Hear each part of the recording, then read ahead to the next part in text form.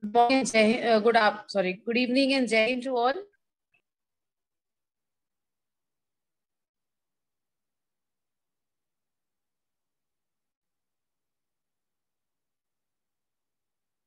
I request students to be with their own names.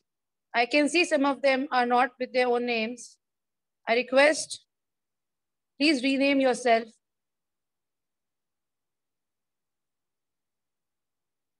Shruti ma'am, may I start?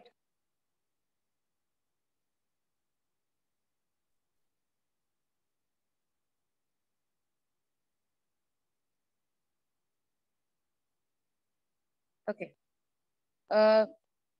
Good evening and Jai Hind to everyone present over here. Thank you for coming to this webinar. I hope that by end of this webinar, you will be having a clear picture on the subject or a discipline economics and the career thereafter, which has been coming across. With that, without taking a lot of time, I do call Director ma'am to give an introduction of the speaker for the evening. Over to you, ma'am. Thank you, Divya ma'am. A very, very warm welcome to Manvi and Jasmine. As all of you are already aware, Manvi is our alumni, and she has recently graduated from the Lady Shri Ram College with an honors degree in economics. She has always been fond of doing things differently and has looked out for ways to explore new things. Her decision to study economics was also a part of one such endeavor.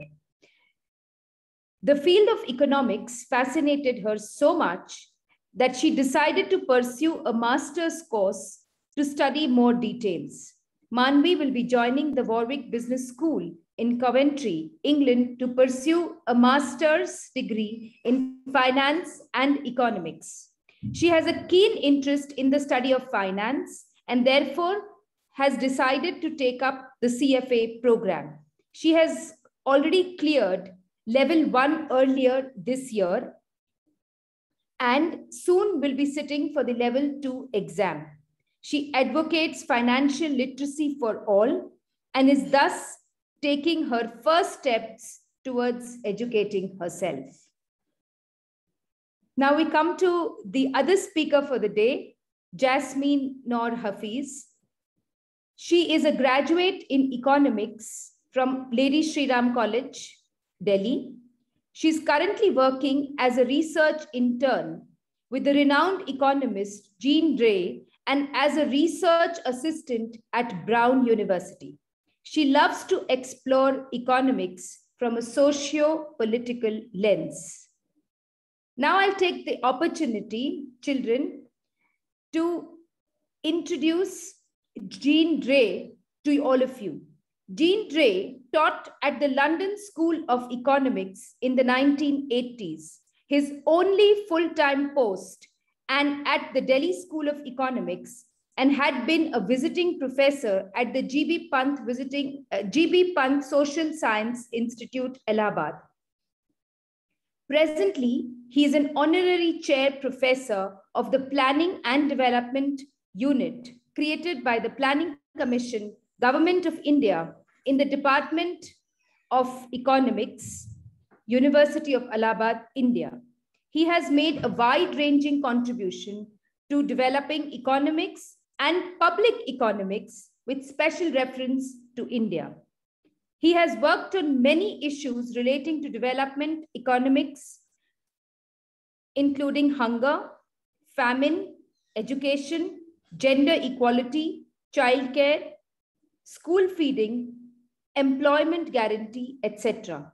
His works combine standard economic methods, such as his articles related to poverty in India, and tools that are used more commonly by anthropologists, such as his work on the village of Palanpur, Muradabad, Uttar Pradesh, India, with Nicholas Stern, Peter Langer, and others, which included him living for a period in the village under the same circumstances and conditions as the local people, farming a plot of land and keeping animals, as recounted with Naresh Sharma in the article Sharecropping in a North Indian Village, Journal of Development Studies, October 1996.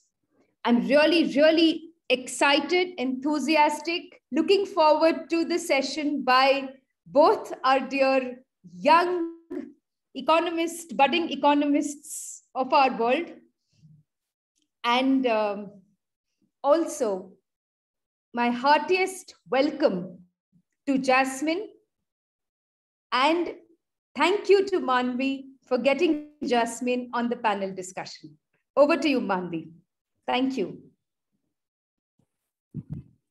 Thank you so much, ma'am. Obviously, it's an honor to be back here. And I keep saying this again and again because I keep getting this opportunity of coming back to school. And this time it was possible to do this offline in front of the students, but due to my health, I had to keep it online. I'm really sorry for that. I really hope that I get to, come to the school and speak to the students there face to face, maybe someday later. But hello, everyone. Welcome. And first of all, let me be clear that I am no professional and not a career counselor at all who can be of great help that, by the end of the session, you will be really enlightened and you'll have that clear picture and your dilemma of your career choice will get solved. That's not true. I'm just here because I was there at your place a few years ago and I did my part of research, what subject I wanted to study. And then I made a choice, I made a decision, which was to study economics. And now when I have graduated in economics, I'm in a better position to tell you if I'm happy with my decision, what did I like about the subject, and what other people around me, when I see people around me in my class, in college, what are they doing, so that I know better what people are doing after economics, which I did not know when I made the decision. That's where you are now, and I really hope that I be of at least a little help to you all, so that you make a good choice. And if you choose economics, honestly, what am I going to get? I'm just going to be happy that you made the right decision and that I was helpful in the time when you needed to make that one particular choice. I have a PPT which I want to share, which is not very useful, but I need to have something on the screen, so it's just a formality. Can I share my screen, please? Sure, Manvi. Right here with you.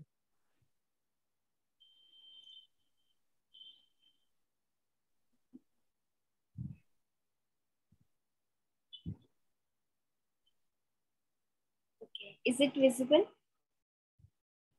Yes, dear, it is visible.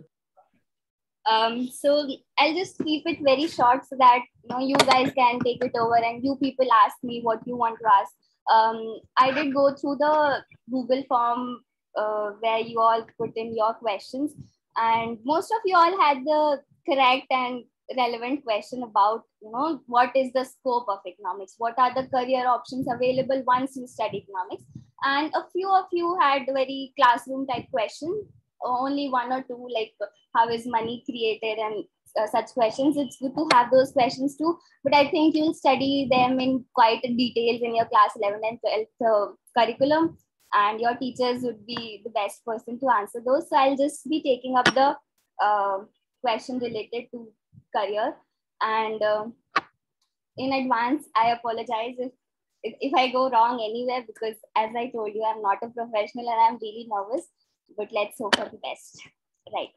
So when I was in class 11th and I chose to take economics, this myth I also had in my mind, that economics is meant mainly for commerce students. Those who study commerce, those who study accounts, money, finances, those are the people who need to study economics. And my friends in school who were in the science department did not really know a lot about economics, and I thought it's fine because it's not their subject, right? But now when I see people around me, I feel no matter you are from the science stream or the humanities stream or the commerce stream, economics is something that is very natural around you. So you should at least know the basics. And I think one time, even in some class, I told you all that science stream should be given the opportunity to have economics as their optional. But I think that time also the students were not that eager, right? That is why the school did not provide it yet. But if you all want to study, I think if you all ask for it, then you are definitely going to get it if you ask for it. And honestly, why do you think that only commerce students should study economics? Haven't you heard about the former RBI governor Raghuram Rajanji? He studied I think electrical engineering in his bachelor's, and then he went on to become the RBI governor. He's also a professor in finance. So it's not that only commerce students should have economics, right? And then the other RBI governor, Mr. Shaktikanta Das, he studied history in his graduate level. So people studying all kinds of subjects are taking up economics after their graduation, or even if they do their masters in say history, then they can go for their PhD or their further studies in economics and do really well. So what I want from you all is that stop associating economics with just one field. Think of it as not just a subject, but something that you should know. Naturally it should come to you. You should know the basics of economics, every one of you. That's all. That's for the myth. And fact, I think you don't know, but even if you don't have economics in class 11th and 12th, even then you can go for your graduate level degree in economics, because I had friends in class who did not have economics in their class 11th, 12th, and even then they just had to put in that little extra effort in getting the basics, just the starters, and then everything is taught in the BA course. So even if you don't get that subject in class 11th, 12th, even then you can go for it for your graduate level course if you really want to do something in it.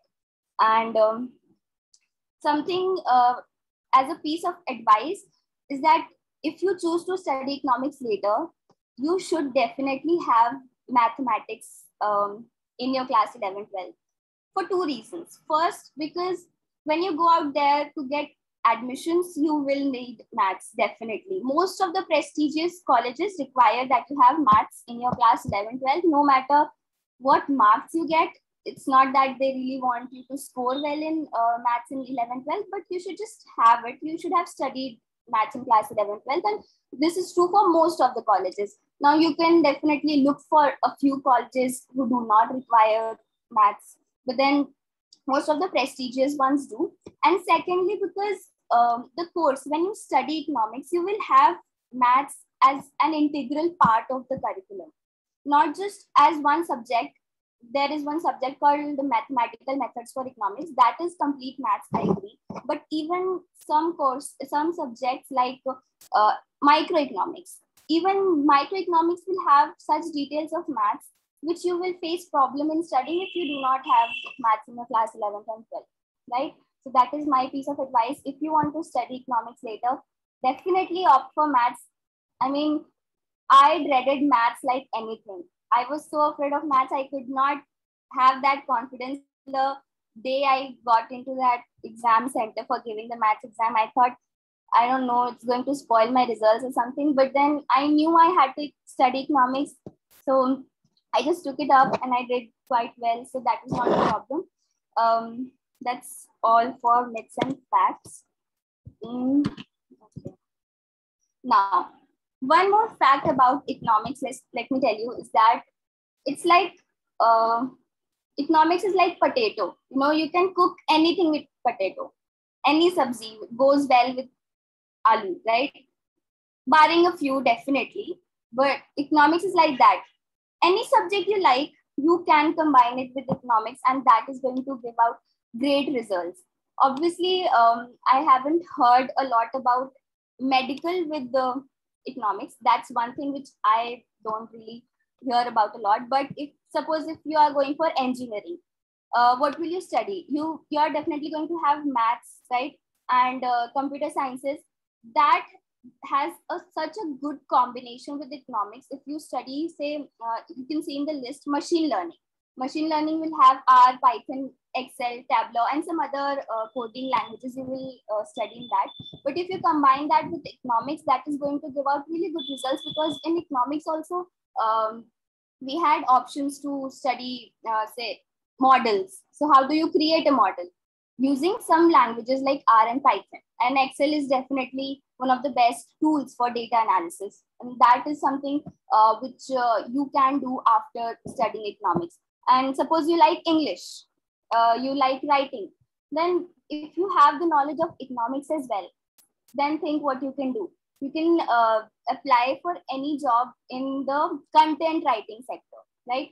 You can write blogs, you can write articles, you can write for, you can be a journalist also for the print media, right? You can just give out articles. So if you like English and you study economics because you like it, obviously, then you can create a very good combination. If you want to go for law, then economics plus law creates out very good opportunity for being a corporate lawyer. Even I was confused when I was in class 12. I really wanted to do law, but then I chose economics over law because I know that my options are yet open. If even now I want to go for law, I can study, law anytime I want. So all I'm saying is, economics is something that you can combine with almost anything you like, and not just technical subjects, even something like psychology. Psychology studied with economics gives you a very good understanding of behavioral economics. That's one field. And there are a lot of fields in economics which you can call it as the branches of economics, right? So one such is behavioral economics, which wherein you study the behavior of, say, consumers, the behavior of producers. So if you have psychology with economics, that also goes well, right? All I'm trying to say is that you should not think that economics is just one subject. It can connect each and everything around. Maths and stats, if you really like maths, then that's great. I mean, you can do wonders. If you study stats with maths, you can be an econometrician, statistician. So that goes well with economics. And since I told you there are a lot of branches, I just listed down a few. If you want to go through them quickly: behavioral, business, development. Development economics is a really good field wherein you study about how the economy can develop, the major problems, the grassroots problems. You study the policy implications for the grassroots problems that an economy faces. Ecological economics, economic geography. I did not really know that you can study geography with economics also.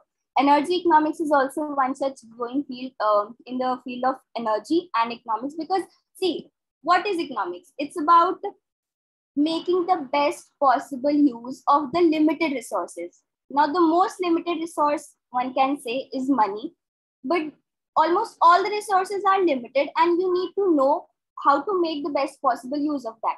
So once you start doing that, you are ultimately doing the study of economics, right? Financial economics is what I have taken up out of a lot of confusion. So once you have so many options, you are bound to get confused. But once you study, once you get to at least the starters of each and everything, you can clearly tell out that this is something I like studying, this is something I don't like studying. I think the list is clear. There are a lot of fields in economics. So once you have chosen to study economics, the step of making a choice is not yet done. Because even after that, there are a lot of options which you can choose, right?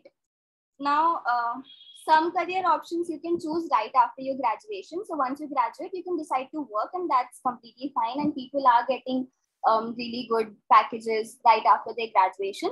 And if you want to study something in more detail, then obviously you'll have to go for master's or PhD. And there are some opportunities that opens up only after you do your master's or PhD, right? After graduation, what all you can do? Consulting is the most popular job after graduation. So I have a lot of friends in my class who have joined some consulting firms like McKinsey, Bain, BCG. So what will be your role? You'll have clients, the company that has hired you, they'll have some clients in the form of some other companies who will have some minor problems that they want to face, or major issues that, the problems whose solution they'll ask the consulting firm, and then you'll have to work in a team and present that solution to that client. That's what you have to do in consulting. Investment analysis. So as you know, after studying economics, if you want, you can definitely go for professional courses like CFA, which will give you in-depth knowledge of the financial world. So in that, you can understand how investment decisions are made, and then you can also be hired as analysts, where you analyze the economy, the condition of the economy, and then forecast as to which investment decision is correct, where should you invest more. So there are a lot of decisions that you need to make in investment, and financial analyst is similar to that. Portfolio manager, you can be hired to manage others' funds. If you are a professional, you know how to manage funds, you know where to invest, where to get the maximum return, then people are going to give you money to manage their money so that they get the best return out of their money. Data analysts also work really well. And here you will need very technical knowledge of some data tool pack, say Excel. If you are really good in Excel, then you can go for data analysis, and then you can learn some other softwares like R, or learn Python. And fintech is like the combination of finance and technology. As you know, Paytm is one such venture. There are a lot of other ventures where you can get hired, or you can just come up with your own some technology, right? Technology is always evolving. So if you have some idea, you can definitely come up with that and then proceed in the field of fintech. Civil services. So in my class, I think 30 to 40% students are preparing for civil services right now. So that definitely is a good option if you want to go for it.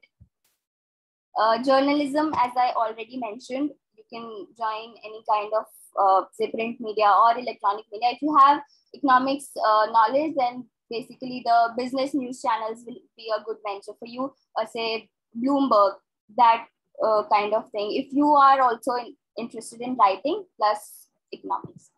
Risk analysts, actuaries. So there's this professional course called actuaries, wherein you learn about managing risks in the insurance sector, right? So let me tell you, I started coaching for one subject in actuaries, and it was interesting, but it was not something that I really wanted to do. So I think I left it in 1 week. I'm not saying that you should not do it, but first know the curriculum, know what it's saying, know what it has to offer. It has a lot of exams. You'll have to give a lot of exams.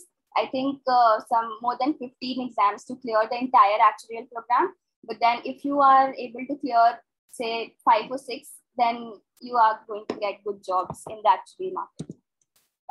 You can also apply for public sector banks and private and foreign banks. So banking sector is quite visibly open for you after you graduate in economics.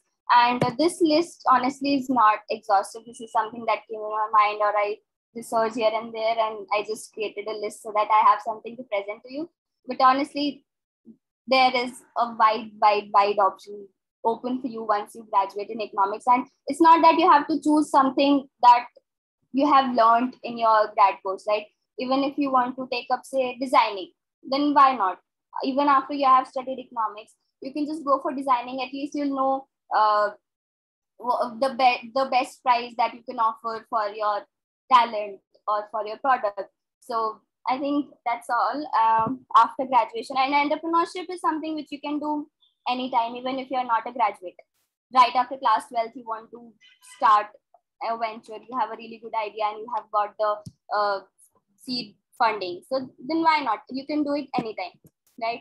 And marketing is also a very popular field after economics, because what do you learn in economics? Problem solving and catching the behavior of, say, consumers. Then marketing is a very good option. after graduation, and firms like HUL, Nestle, they can hire you, right, for the marketing roles. Now, a few opportunities will open up only after you have your master's degree.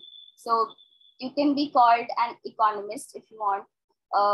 So there is no such post that can give you the tag of economist. So if you are a graduate in economics, you cannot call yourself an economist. Once you are an expert in that field, now that you can be at any course of time. Once you have that work experience, once you have the details that are required, once you be an expert in any field, you will be called an economist in the field of economics, right? Then obviously, if you complete your master's or PhD, the research and teaching field will be open for you. You can teach economics, or you can join some think tanks for research. Indian Economic Services require you to have a master's degree in economics. This is also conducted by UPSC, this exam, but the only difference is that other civil services exams you can take right after your graduation, but for Indian Economic Services, you will have to have a master's degree in economics. After Indian Economic Services, you can join things like RBI, Niti Aayog, Minister of Finance, now wherever you can get placed after being selected in the Indian Economic Services. You can also join organizations like the World Bank, IMF, the International Labour Organization, or the Asian Development Bank. So these are international organizations which hire people who have good knowledge of economics, not just a graduate level. So that is not enough. You have to have at least the master's or PhD level knowledge. You can also join, if you want to go into research, you can join policy think tanks like Center for Policy Research, ICRIER, etc. And there are a lot of other options also, which are not related to just economics, just random stuff you want to do, which I don't think I need to mention. And I also think I've taken a lot of time. So I'll request Jasmine to share her views about why she took economics, and her vision of taking economics is different from mine. Now I have chosen a field that's entirely different from hers. Finance and economics is what I like, so I study financial economics, and she sees economics more from a socio-political lens. So say political economy, I think she took her optional also for political economy, so she can share better what she learned there. So over to you, Jasmine.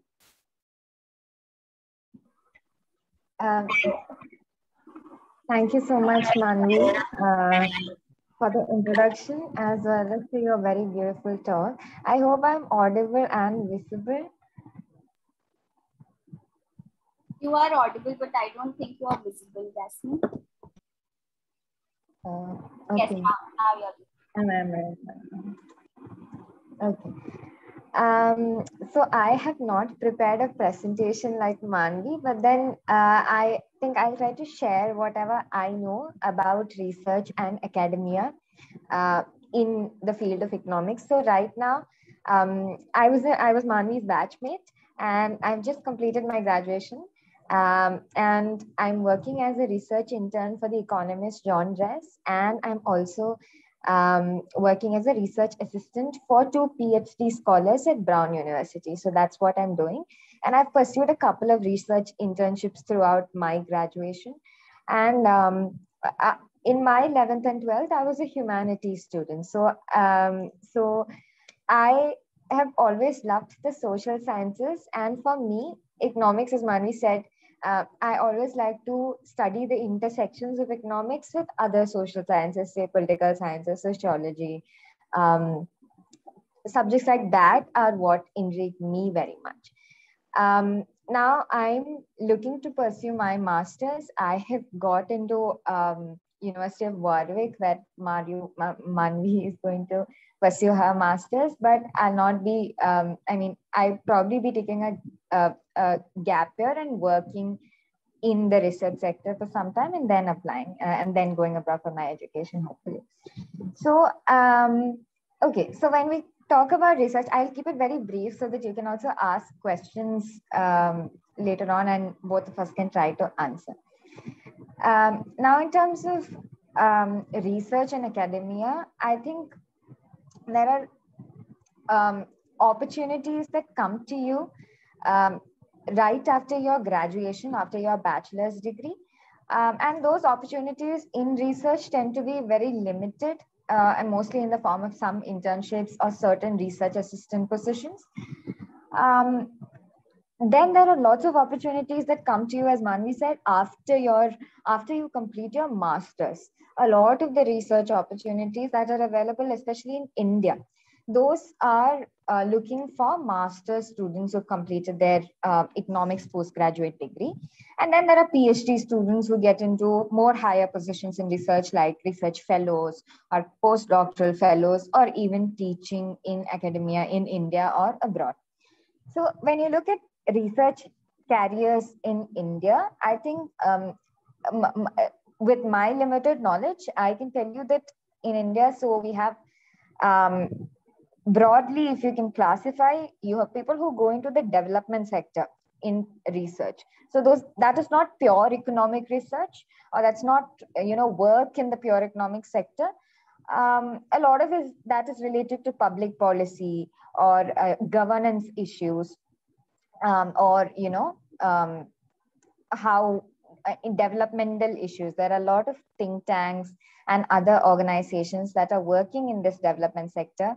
If I can name a few, there are organizations involved in governance consulting. So I think Manvi earlier explained to you how financial consulting works. You have a client who might have a problem, and then you're a consultant who offers certain ideas to their problems and to the task at hand. Similarly, you have organizations that work in governance consulting. So these organizations work mostly in collaboration with the government. So Samagra, for example, is an organization that works in collaboration with Odisha and Haryana governments. They help with the government projects, and they offer consulting and guidance to these projects, and on an individual project to project basis. And they hire a lot of people who work as associates or consultants who help in scaling up these projects or who offer guidance to these projects. So that is one such job. Now, another development sector institution is ASAR Pratham. I'm not sure, some of you might have heard about this ASAR education report that comes out every year. It's a very renowned report on the status of education in the country. So ASAR also hires a lot of people who work as research associates or assistants. And now these are all organizations that work in the development sector. It's not pure economic research.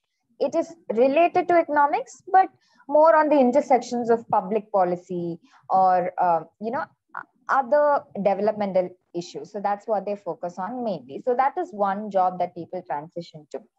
Another is research in pure economics.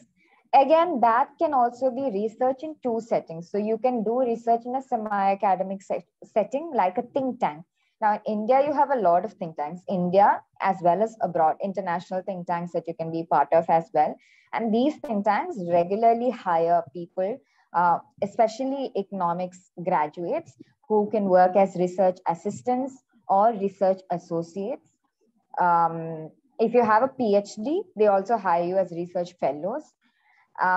They have a lot of openings. In fact, this is something that I also recently discovered, that there are just too many opportunities in research in India, but mostly that we are not often very aware of it. And that has been something that even during my graduation, I was not aware of a lot of these opportunities. So think tanks, again, Manvi mentioned a couple of them, like in ICRIAR. There are other organizations like JPAL. Now, JPAL is a globally renowned research institution, the Abdul Latif Jameel Poverty Action Lab. It's like a consortium of researchers from all top universities in the world, and they have hundreds of projects, research projects that they run every year, and they hire research associates and research interns for their projects on a contract basis for 1 or 2 years maximum. So there's just too many people who work as research associates from India with organizations with JPAL. So that's a very worthy opportunity that people can try. Similarly, there are other organizations like Epic U Chicago. So it's like it's a think tank that works in collaboration with the University of Chicago, and they also have a lot of, and they focus on energy related questions in economics, and they also have a lot of these research associate and assistant opportunities in India. Besides that, you have Evidence for Policy Design, which is in collaboration with Harvard University in India. So there are a lot of these opportunities for research assistants and associates. But the only thing about this is, now, because this is research and because you need some experience, most of them prefer to hire people who have a master's degree. A lot of these research jobs, especially because you have a lot of competition in the market as well, people who have a postgraduate degree in economics tend to be at they tend to fare much better in these jobs than people who have just come out of graduation. So having a master's degree, I think, is very important when you are entering the research or academia. So of course you need a master's or PhD to be able to teach. So that's different. But even in the research sector, even in pure economic research, you will need to have a higher degree than just a bachelor's degree. So that's something. Now, so apart from these think tanks, you also have a lot of opportunity to work in pure academic settings. So in India, for example, all IIMs, in the Indian School of Business, all of these institutions regularly put out calls for research assistants and associates. Again, most of them tend to be master's students. But so then there you can work under professors who are teaching at IIMs. You can work under their guidance for their research projects. So that's also something. So apart from working on think tanks, you can also assist professors or economists in their research work. So that's also something that people are doing. And in India, mainly, as far as I know, institutions of the government like IIM, the Indian Statistical Institute, Indian School of Business, these are the institutions that mainly look for students who can be hired as research assistants. There's Ashoka University also. They also regularly hire master's students as research associates. So that's also something. Now, apart from this, so these are the opportunities that you can find in India. Apart from this, so to be honest, the kind of research opportunities that are available in India is just a very small portion of what the kind of opportunities that are actually available to us in the world in research. So there is this popular Twitter thread where people, economists and top economic schools regularly keep posting updates. So there are a lot of opportunities for us, and especially graduates. So top universities abroad, be it Chicago University, be it Stanford University, a lot of these universities are willing to hire people who have just come out of their graduation as research assistants and associates for their projects. And there are a lot too many opportunities. Some of them require masters, but again, in Chicago University and all, the Chicago Booth School of Business, they hire lots of Indian students as research assistants. So that's called pre-doctoral research, pre-doc opportunities. That is before your doctoral research, you're taking up an opportunity. So that is a very viable opportunity for you to try.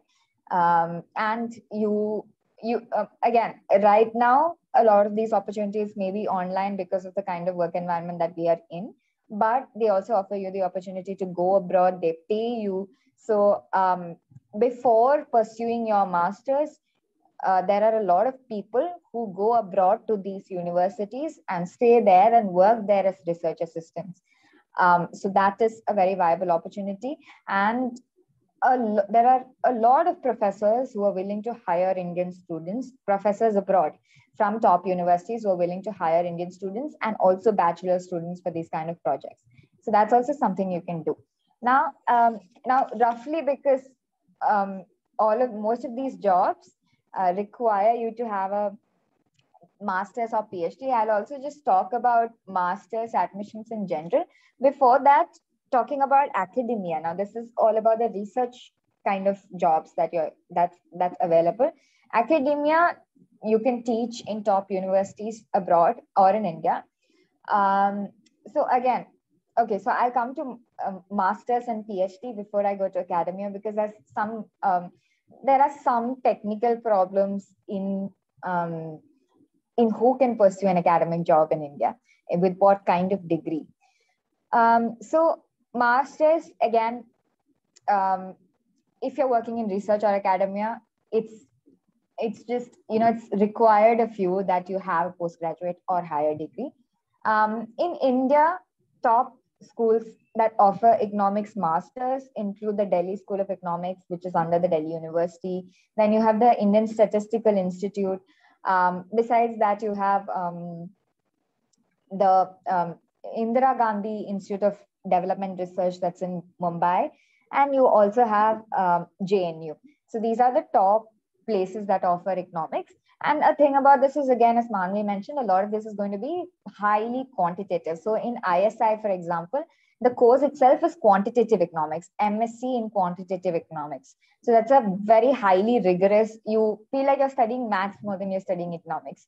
Because again, that's the nature of economics right now. It's very quantitative, it's very numbers based.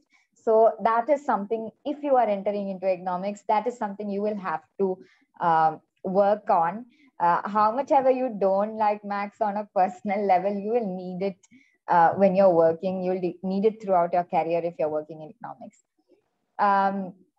So these are the top schools in India, and all of these places have entrance examinations. So right after your graduation, you'll have to prepare for these, or during your graduation, you have to prepare for these. Apart from these, you can also study abroad in top universities that offer economics, LSE or Yale or Warwick, or there are a lot of these universities where you can study. But again, a problem there is that a lot of these universities offer a one-year degree, especially in the UK and some universities in the US also, they offer only a one-year degree. Now, this one-year degree abroad is not yet recognized by the Indian government, as far as I know.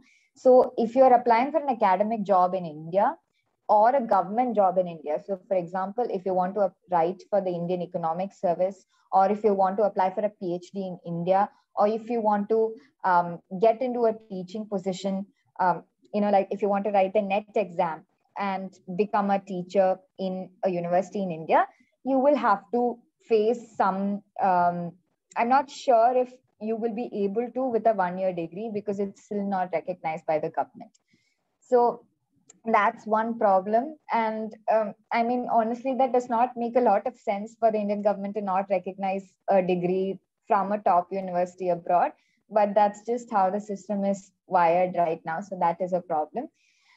So if you're looking for something like IES, that is Indian Economic Service, or an academic job in India, or for pursuing a PhD in India, you can, and if you want to go abroad to study, either you can choose to go abroad and then maybe, like right now, given the situations, you can also pursue an economics degree in distance, like say from IGNOU, you can take an MA in economics, you can become eligible for all of these government opportunities. Or maybe you can, like, if you are not very interested in government opportunities, then it does not matter. Or you can pursue your master's in India and then go abroad for PhD. So that's something a lot of people do. They pursue their master's in India because they want to have all of these opportunities open for them as well. And then they go abroad for a PhD. So that's something. Now, finally, I think I'll just also mention that these are just a lot of opportunities that we have in development sector, in pure academic research, in teaching, in working with think tanks, or with professors who are teaching in top institutes in India as well as abroad. So these are the opportunities that we have in research. Apart from that, I think some of the skills that we have to develop in order to make ourselves attractive in this field, one is data analysis. So being aware of statistical softwares, like, I mean, you do not have to, you're still in school, so these are not things that you need to try out right now. But I'm just saying, in case anybody is pursuing anybody's planning to pursue economics, maybe in the future, you can just keep a lookout for these kind of skill development avenues. So one is data analysis using statistical softwares like Stata or SPSS or R or Python. So these are popular statistical packages, and most jobs, be it in public policy, be it in development sector, be it in research, require you to know data analysis, because we're working in a world that is fortunately or unfortunately driven by data so much. So that's one thing. Second is, again, if you're working in research or academia, again, publications matter. Not publications right now, you would not have to think about these, but once you enter college, you can think about writing papers, publishing these, maybe in your college journals or somewhere outside that publishes these kind of works. You can work with your friends, get assistance from your professors, and start working on developing your skills in research in your college right from your first year. You can always get help. So that's something you would have to develop. And like when once you pursue your master's and your PhD, you will understand that for a lot of jobs and even for PhD admissions, they look at the number of your publications, then look at the number of work, things that you've written that have been published somewhere. And that's a benchmark of how good you are. Again, fortunately or unfortunately, but that's just how it works right now. Another thing that you can do is, in the short term, when you are going to college, you can always pursue a lot of internships. Again, research internships, a lot of think tanks offer you internships. So you can work with the government or with professors. You can ask your own professors if they need somebody to help them out, or you can always mail people. So right now I am working as an assistant now, because I'm just out of graduation. I also can't find a lot of opportunities for people to hire me as a research assistant or associate, because they require a master's degree. Now, without that, you can work as intern or research assistants. So I think, you can always reach out to people, be it PhD scholars, be it professors who are teaching abroad, be it professors in India, and reaching out most often through cold mails. That's what lands you into opportunities. And this is just a general thing. Whatever field you're going in, be sure that you connect with people, network with them, reach out to them. If you want opportunities, talk to them. People are mostly willing to help you, willing to tell you about what's there in the world. So always make sure that you talk to people and do not hesitate, because now personally, I am somebody who, as an introvert, I have a lot of trouble reaching out to people, but it's not a very useful trait when you want to get into a field like this. So I think roughly that's about it. But again, just to conclude, I think research, it offers you lots of possibilities. Now, when I was working as a research assistant at Broad University, the project I was doing was on hate speech in India. So, when I started working, I did not understand how hate speech is related to economics. But the researchers were trying to understand whether economic problems, they exacerbate hate speech, or does that condition hate speech? What are the socioeconomic variables behind hate speech? So I think some of the most mundane things that seemingly are not related to economics are related to economics. So as Mami said, economics is everywhere. Wherever you go in your life, it's there. It's just all pervasive. And most often you don't realize it, but it's just everywhere. There are a lot of opportunities if you like these, and if you are passionate about the subject, and even if you're looking at it as a possible career opportunity, I think there are just too many opportunities in economics, which you can always pursue. And I hope that some of you also take up the subject and become economists, or become, analysts or researchers. Thank you so much for this opportunity. I hope I was able to instill some kind of knowledge with what I very, with my limited knowledge. Thank you so much. Thank you, Jasmine. And just because I forgot to mention this earlier, Jasmine has also published one of her books, which is called The Refuge, which is a collection of poems, and it was released by Mr. Shashi Tharoor before she joined college, I think. So if you want, maybe you can read out a few lines from that. And Oh, I do not have the book right now, but I wouldn't want to. I'm just embarrassed because that was published when I was in 11th standard, and now I'm just too. I look at myself as very old, and I'm embarrassed by some of it. But thank you so much, Manvi. We'll read it by ourselves someday. Thank you so much, guys. Thank you so much. And thank you, Jasmine, for being here. Thank you. If you have any questions, or maybe if we have the time for that, yeah. Thank you, Manvi and Jasmine, for a wonderful light which you have thrown to this particular section. And I hope that my students are having not many questions. Students, you may raise your hand and come on the video mode to ask questions if you want to ask to your seniors. Okay. So I take a question from Vartika from commerce section. Vartika. Ritesh sir, please unmute Vartika. Jain sir, Jain ma'am. My question is from Manvi Didi. Manvi Didi, can you please tell me that that I am very fond of making a video animations. So can you please suggest me what to do further and what the colleges or anything, please? And I'm interested in economics also, with the economics only. Okay, so I think for specific colleges for video and animation, I am not the best person to answer that. You can definitely ask people who are doing it, or you can just, I mean, there's everything there on net, but how good it is, you can know from people who are studying there. So for that, you need to do networking.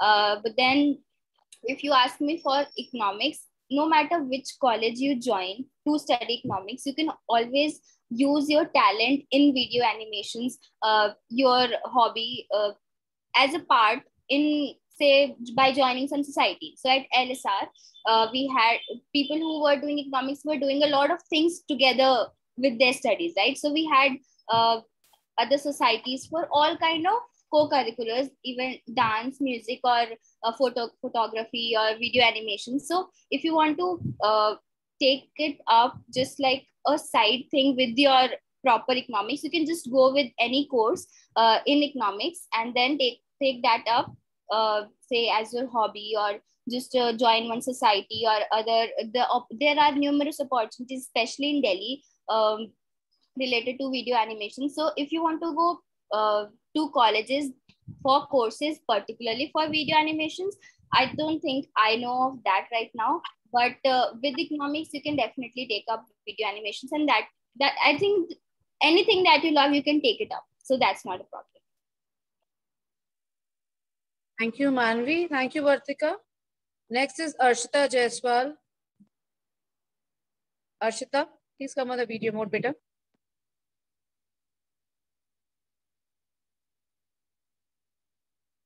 Ritesh sir, please unmute her.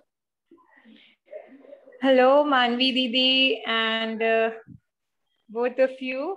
We are so happy that you are in front of us and telling us what we should take in our future careers. So I want to ask you that when I do BCom and after that I'm interested in doing MBA with economics. So what are the jobs for me and what are the further career I can go throughout, which will give me success? And also I want to do a business of in certain things. Means I can tell you later for that. I've not been so decided, but I have to do business also and related to economics. Can you suggest me something? Right. So as I mentioned earlier, for doing business, I don't think you really need to do an MBA. I mean, in India, we really have this perception that once we are equipped with an MBA, we can do business very well, but that's not the case. Even if you have a good business idea and you know how to get started, then anytime you wish, you can just start with your business, right? And if you're going for an MBA, so I think MBAs are more into marketing, finances, and general BCom stuff, but the advanced version of that, right? So you can't really specify in economics if you're going for an MBA. So if you want to specify in economics, you'll have to choose, say, once you're done with your BCom, even after BCom, you can go for a master's degree in economics, right? So in MBAs, you don't get specifically economics. So, and I don't think for business, you really need to think as to, if I'll go for MBA only, then I can do that. If you're clear that you have to start with your business, just do any course for that matter of fact, and just start your business and do well in that. So from my side, I wish you all the best. That's all from my side. Thank you so much. Jasmine, I have one question from you also. I want to ask you, what is the difference between BCom and economics honors? Can you tell? Yeah, sure. So, now I think BCom and economics honors are very two different things, but possibly interrelated somewhere. I can tell you about economics because I did not study commerce in my 11th and 12th. So commerce is not something that I know or I am familiar with. But in economics honors, you study mostly questions of economics. Now, I think one area that could be an intersection is financial economics between commerce or BCom and economics. But apart from that, in your course in Delhi University, what we studied was on questions of microeconomics, macroeconomics, or political economy, econometric methods of research, mathematics for economics, and all of these subjects are very different from BCom. Again, I do not know. I think possibly Manvi can help you with what is there in BCom roughly, because I haven't pursued commerce, I have no idea of what it entails. So I'm sorry about that. But economics, mostly, I tell you, it's about questions of the economy, and most of the subjects that we learn are also, they're very distinct from what you will learn in commerce. They are very different as a discipline in their own right. So most of our optionals, development economics, international economics, they deal with how the economy changes when there's a shock, or what happens to economic behavior of individuals. And all of this is very different from what's there in BCom. But I think perhaps Manvi can help you understand what is there in BCom. Right. In BCom, I have a lot of friends doing BCom, so I keep asking them about what they study. So in BCom, mainly you'll study small parts, little things about a lot of things, like, say, taxes, about law also, and then accounts. Accounts is there in 11th, 12th, and that you will carry forward in BCom also. And economics is just one subject in BCom. So in eco honors, you only study economics, right? Be it micro, macro, or this and that parts of economics, but nothing else, not anything beyond economics. You'll study economics in detail, while in BCom there are a lot of subjects and just the the starting of everything. So the economics that you study in your BCom will be something that you have already studied in class 11th and 12th, and just the basic stuff that will be there in BCom. And mostly, yes, accounts, business studies, law, taxes, economics, that's there in BCom. I hope, Arshita, you got your answer. Okay. Next lineup question is Aman. Sir, kindly unmute.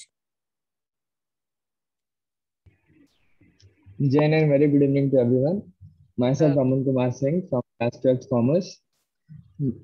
Ma'am, my question is to Jasmine, ma'am. Ma'am, actually, how is it economics different in college as compared in school? You see, when I was in class 10, I found economics quite different. When I am in class 12, the economics are different. And how it would be in colleges, like it would be theoretical or more practical based.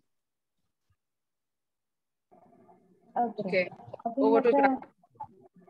Thank you, Anna. I think that's a very relevant question and something that most of us who pursued economics honors asked ourselves also, because the economics you study in college is going to be very different from what you study in school. Again, what you study in school is there. So especially in your first year, I think in 11th or 12th, we study microeconomics and a little bit of statistics, plus some macroeconomics and I think Indian economy, right? These are the subjects that we did. So now in your first semester, you have a paper in microeconomics that mostly intersects with everything you've studied in school in microeconomics. So that paper is going to be very similar to what you've studied in school. That's like, if you've studied economics in school, that's going to be super easy for you. But I think apart from that paper, there's nothing that looks very similar to what you've studied in school. What you've studied in school is a very basic form of economics. And when you go into graduation, of course, you're going to study everything in detail. You're going to study everything more, put everything in perspective. So it's going to be very different. Yeah. So Manvi has shared the syllabus as well. Now, macroeconomics that you study in your semester 2 is going to be extremely different from the macroeconomics that we did in school in 11th and 12th. It's going to be very theory-based and graphs. You're going to study a lot of models. That's what you'll be doing. Statistics, all of these are going to be, again, because school is different, what you're going to do in college is different. And what you're doing in college will be a very higher and detailed version of what you're doing in school, because that's just in school, you're looking at very minuscule portions of economics. Especially when you're studying honors, it's going to go into detail. You're going to study several subjects within economics. So it is very different. It could be practical. It has a lot of models for you to study. And it's going to be a little bit very quantitative as well compared to economics you study in school, because very often you'll find yourself immersed in more maths than economics. So that's all something that happens in economics honors. It's very different. But I think that's something you can assume, because you are going to graduate in a subject, right? It's not like a one subject in school. So it's going to be different and much more detailed. And especially the first year, you feel like whatever you study in college, most of it you will have studied in your 11th and 12th, because microeconomics and macroeconomics in the first year is very basic, because it is named as you can see, introductory microeconomics and introductory macroeconomics. So that's what you would have done already. It's just like for someone who has not studied, and for those who have forgotten what they've studied. So it's just like the basic that you will get to know in the first year in micro and macro. And stats is also something that you would have done in your class 11, 12. Mathematical methods for economics would be new, but the mathematical concepts will be those that you have already studied in class 11 and 12. So the first year is going to be relatively easier, I would say, because the subjects you will not find something that are very alien to you. You must have done those, right? But when you come in the second year, that is from semester 3, the intermediate micro, the intermediate macro subjects are something that you'll see has changed entirely from what you studied in class 11, 12, or even in your first year. So from second year onwards, you are going to see that things have changed completely. Then you will also start getting options about, what area of economics interests you. So you can select optionals from a range of options that, whatever university you'll join, that depends on what university gives what options. So I took money and financial markets in semester 5, and I think Jasmine took political economy. So from semester 5, your direction of economics field starts to develop. So if I'm interested in finance, I'll take up financial economics. It's there in the 6th semester. And then applied econometrics is very advanced version of econometrics and stats that you do in your second year. So first year will be similar to what you have already done. Later, as you move ahead in the semesters, it will start getting to be, more advanced version of things. That's it. I hope that helps. Thank you, Mani. That was a very detailed exposure to the students over here. I'll take a last question. Purva. Please unmute her. Yes, ma'am. So my question is, what are the good colleges beside DU in economics? I can name a few. Apart from DU, I think Christ University has very good reputation for economics, and St. Xavier's Mumbai. And honestly, IITs also offer courses in economics. There are a lot of IITs. I know IIT Kanpur does, IIT Bombay does, and then BITS Pilani also has some integrated course. I think IIT Kharagpur also has some integrated course wherein it's a 5-year course. You do a BSc in economics and you also get a master's degree in economics with that. So, I mean, you can just look it up on Google and you'll find recently the university rankings also came. So most of the colleges are from DU only. But I think Christ has a very good reputation. St. Xavier's definitely. And there's Loyola College, Chennai. And Jasmine, if you can name a few, I can only think of these colleges. Yeah, there's St. Xavier's in Kolkata also. We also have a very good course. I think it's BSc in economics. Then there's also this relatively new, it's a government institute. It's called BASE, B.R. Ambedkar School of Economics. I think it's in Bangalore or somewhere in Karnataka. They also offer specialized courses in economics, BSc and MSc. So that's an option, but it's a relatively new. I think it comes under the University of, Central University of Karnataka. Then Central Universities. Now, there's Hyderabad Central University, but they do not have a specialized course in economics at the undergraduate level. They have a 5-year integrated course. After 3 years, you can specialize in economics and graduate with a master's degree in economics. That's what you can do there. Yeah, so I think these are the main places, colleges like Madras Christian College or Stella Maris College in Chennai. These are all good places for economics.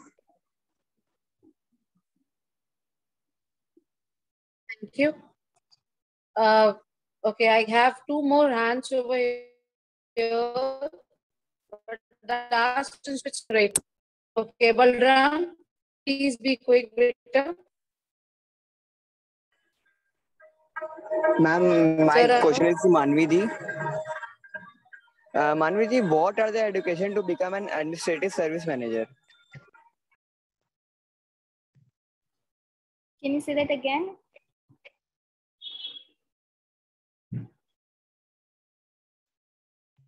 Balram, can you repeat your question? That is administrative services. What are the ways where we can go for the administrative service manager?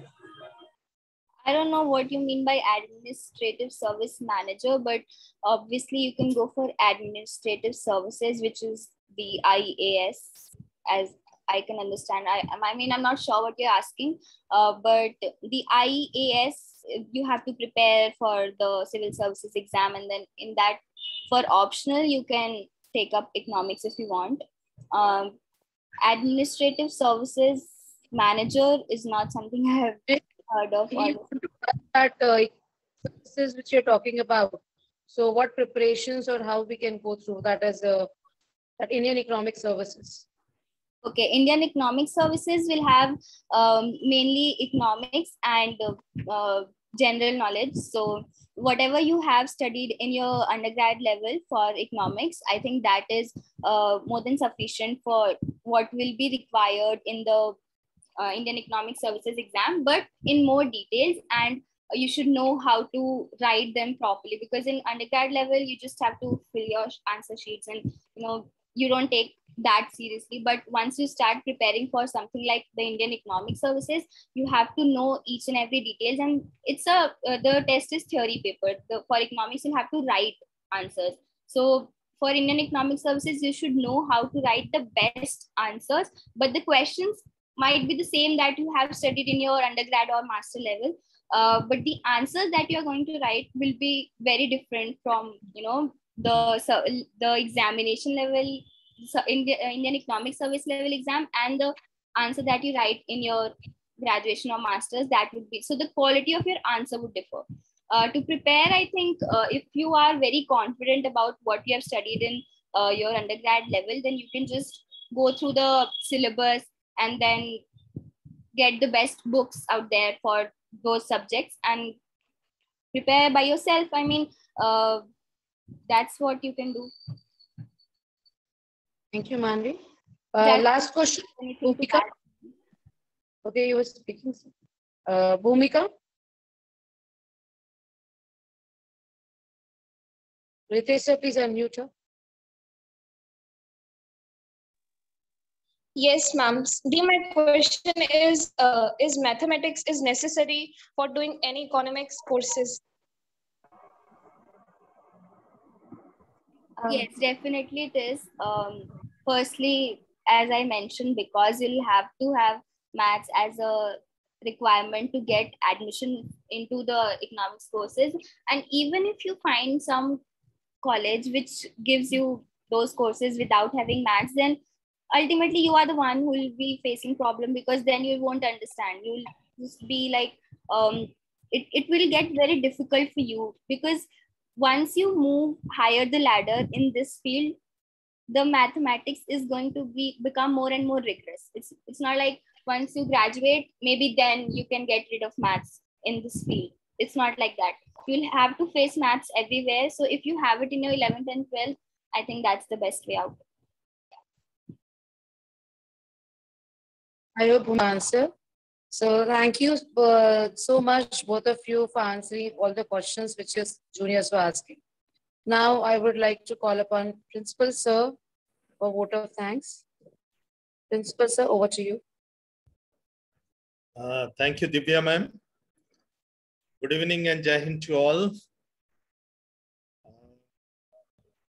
Manvi, today you have done a beautiful thing for the school students, that you have introduced us with your friend Jasmine. So thank you, Jasmine, and thank you, Manvi, to be with us today. I would like to request Jasmine if you can come once again on the video on mode, so that we can interact. So this session of today, which is especially for the students, those who are interested to pursue their courses and the career in the field of economics, I think it is a very good eye-opening for them.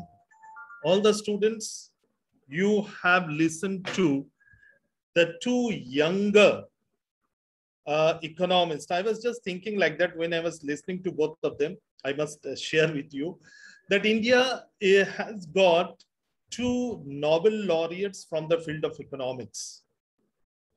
So I was looking in that direction, that more Nobel Prizes, more such international awards, we can get it from the young people like both of you and your friends as well.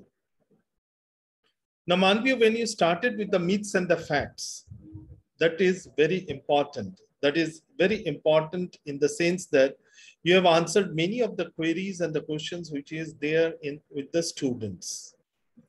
So I am sure that students, you have got most of the things from Manvi Agrawal. And if you still have something to ask, she is always available with us and she will be able to guide us. Now, Jasmine, social scientist. I will say that you are a social scientist.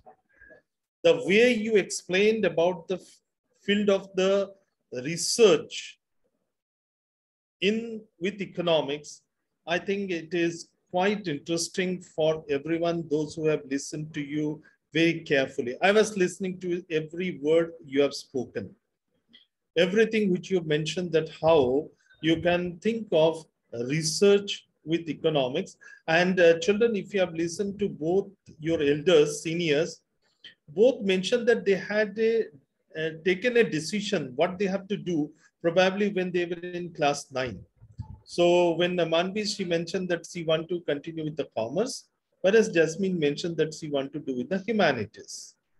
So both of them are from different streams, but both of them decided to reach to one of the prestigious colleges of our country, SRC. And today they have completed their degree courses and they are pursuing their next level of careers. And our best wishes to both of them. Manvi, I wish to listen more from you. And Jasmine, I would like to have your contact details so that you can be in touch with us. Manvi, I will request to share the mail ID of Jasmine so that she will be in touch with us. And Jasmine, I will request you to visit Banaras and Mughal Sarai whenever you are coming to this part of the country. We will be eagerly waiting. Yes, we want to see you in our school premises where you will be meeting, and it will be good enough if both of you come together. I know Manvi will be out of country for some part of the time, but Manvi, she very often, whenever she gets an opportunity, she never fails to visit the school. And that is why we always feel very happy about Manvi. So Jasmine, we are expecting you also to come and meet us. And students, once again, I must say that your seniors, they are always available to guide you. They are available to give you better direction in the life which you want to do. So that is how we want to move ahead. So I am very happy to see that more than 130 students, they joined today's session. And that shows that the children, they are interested to listen to their seniors because you are immediately connected in the field of education today, and that is why you can guide them very properly. Thanks to all the teachers, thanks to all the students for joining. Our director ma'am, she is also there with us. Thank you, director ma'am, for inspiring everyone to come into this platform where we can share our learning experiences through our own students. And Dibya ma'am, very nice. You have done the event very nicely. Thank you, all of you. And I wish that we continue this journey of discussions for longer period of time and more opportunities we want to give it to our students. Over to Dibya ma'am. Thank you, sir. Before parting, let's have a glimpse of this particular webinar. I request everyone to come on the video mode so we can have a group photograph. Ritesh sir, kindly take a group photograph. Yes, ma'am. Please switch on your cameras. The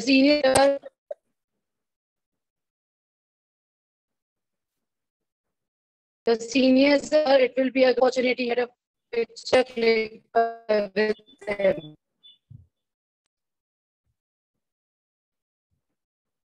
I'll just interrupt for a minute. I thank Shruti. We all thank Shruti ma'am because she was the master mind behind this webinar. She's actually given the idea, coordinated with the two of them, and made it happen. So thank you very much, Shruti ma'am. And I hope we will be taking the economics department forward. And also economics in a big way in our school. So a big thank you to all of you. Palit sir, we now need to talk about so much of material which Manvi and Jasmine have given us. I have loads of thoughts in my mind, maths, science and economics, and a lot of platforms. So that next time when Manvi and Jasmine are there with us, they feel, wow, what a change in the school. Yeah, sure. Thank you very, very much, Jasmine. Ajay, Jasmine, one more thing. You have written your first book when you are in standard 11. Now you are free. We want to see that your next book is also published. We'll be very happy to see that you write more on this one. So you have that good skill. And please share your first book also with us. We'll keep it in our school library so that our students, they read it and then enjoy it.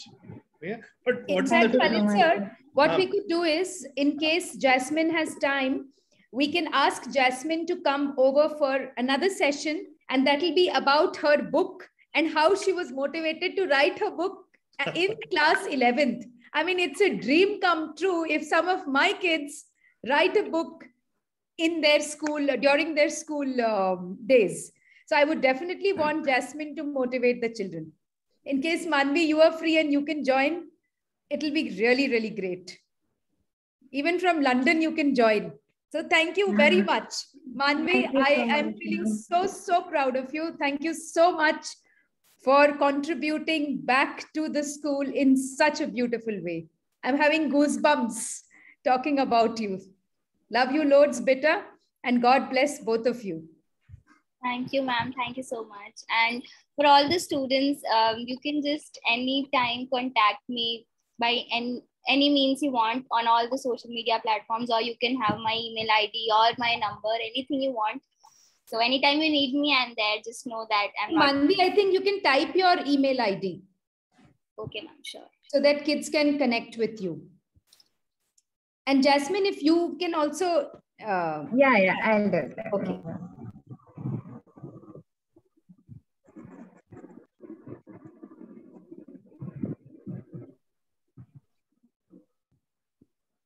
Okay, students, you can take a screenshot of all the email IDs which has been shared by your seniors, and you can keep that with you for the further references. If you want that us to contact them, you can write the questions to us and we will forward to both of them and they can answer you up.